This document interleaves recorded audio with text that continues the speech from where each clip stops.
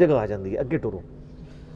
اچھا، ایک اور مشہور واقعہ جو ہے بچپن سے سنتے آئے ہیں کہ ابو بکر صدیق رضی اللہ عنہ کی جو ہے وہ میت جب روضہ رسول پر رکھی گئی کے سامنے رکھی گئی تو وہ تالا بھی خود ہی کھل گیا، کنڈی بھی خود ہی کھلی اور دروازہ بھی خود ہی کھلا۔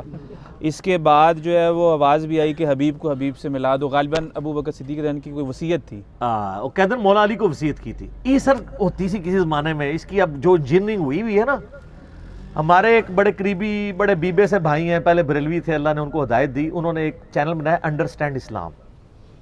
انہوں نے یہ ساری کہانیوں کی پوسٹ مارٹم میری ویڈیوز کے ساتھ کر دیا ہے۔ وہ جو رو رو کے بڑے وجد میں یہ واقعات سنایا کرتے تھے، ان کی کہانیاں کھل گئی ہیں۔ یہ بالکل کہانی ہے، جلال الدین سیوطی نے کہانی لکھی ہے، حدیث کی کتابیں سے سپورٹ نہیں کرتی، حدیث میں بالکل الٹ ہے۔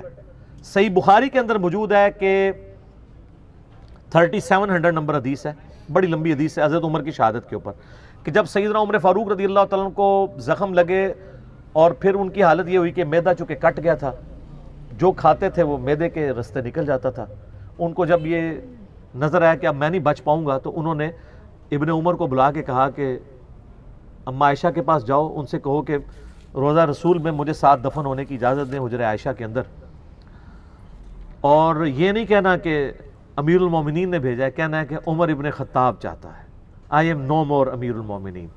ہو سکتا ہے کہ وہ اولی الامر منکم کے تحت میرا حکم نہ مانتے ہوئے یہ کر دیں، اجازت ان کی مرضی دے دیں، اگر انہوں نے دے دی ٹھیک، نہیں تو مجھے مسلمانوں کے قبرستان میں دفن کر دینا۔ ابن عمر گئے تو سیدہ عائشہ نے کہا یہ تو جگہ میں نے اپنے لیے رکھی تھی، لیکن آج میں عمر کو اپنے پہ ترجیح دیتی ہوں۔ ابن عمر نے کہا کہ ابا جی اجازت مل گئی، انہوں نے کہا واللہ میرے لیے زندگی میں اس سے بڑی اور کوئی سعادت نہیں تھی کہ میں رسول اللہ کے ساتھ دفن ہوتا۔ جنت کے ٹکڑے میں سر، بخاری مسلم میں حدیث ہے، میرے گھر سے میرا ممبر جنت کا ٹکڑا ہے۔ امام بخاری نے اس پہ باب باندھا ہے، قبر رسول سے ممبر رسول جنت کا ٹکڑا ہے۔ مسلم میں حدیث ہے جس نے مدینے کے مصائب پہ صبر کیا میں اس کا شفیع ہوں۔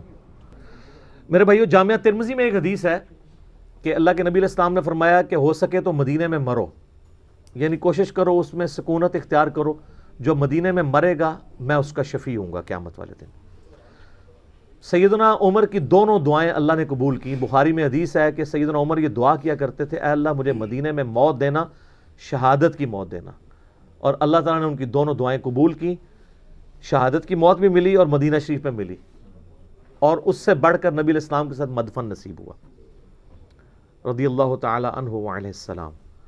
تو سر اس واقعے میں تو ان کو چاہیے تھا، وہ یہ کہتے ہیں کہ مجھ سے پہلے پریسیڈنٹ سیٹ ہے، حضرت ابو بکر کے لیے بھی کنڈی کھلی تھی اور آواز آئی تھی حبیب کو حبیب سے ملا دو، تو تم جا کے میری میت بھی روضہ رسول کے سامنے رکھ دینا، خود بخود کنڈی کھلے گی۔ جبکہ ایک پریسیڈنٹ سیٹ ہے، یہ تو نہیں ہے کہ ایک کچا یار ہے دوسرا پکا یار ہے، ایسا تو نہیں تھا۔ تو یہ ہے بخاری شریف، وہ ہے کہانی شریف، جھوٹ۔ بخاری اور مسلم دونوں میں حدیث ہے، عبداللہ ابن عباس کہتے ہیں کہ سیدنا عمر کی میت رکھی تھی، ایک شخص میرے پیچھے آ کے کھڑا ہوا، اس نے اپنی کونی میرے کندھے پہ رکھ کے کہا رحمک اللہ، اے عمر تجھ پہ اللہ رحم فرمائے، میری خواہش تھی کہ میں تیرے اعمال کے ساتھ اللہ کے حضور پیش ہوں۔ میں نے بارہا رسول اللہ سے سنا تھا صلی اللہ علیہ وآلہ وسلم، میں ابو بکر اور عمر داخل ہوئے، میں ابو بکر اور عمر نکلے، میں ابو بکر اور عمر فلاں جگہ گئے، میں ابو بکر اور عمر نے اس کی تصدیق کی، مجھے امید تھی کہ تم اپنے دو ساتھیوں کے ساتھ جا ملو گے، یعنی رسول اللہ صلی اللہ علیہ وآلہ وسلم اور سیدنا ابو بکر۔ تو ابن عباس کہتے ہیں میں نے مڑ کے دیکھا تو وہ شخص جو سیدنا عمر کی منقبت بیان کر رہا تھا وہ مولا علی تھے۔ تو اس میں بھی ہے میں ابو بکر عمر، میں ابو بکر عمر۔ تو سر اگر ابو بکر کے لیے رضی اللہ تعالیٰ عنہ یہ کنڈی کھلی، تالا کھلا، تو حضرت عمر کے لیے بھی کھل جاتا۔ حضرت عمر والا واقعہ بخاری میں آ گیا، اس لیے ہمارے پاس یہ کتابوں کا دین ہے۔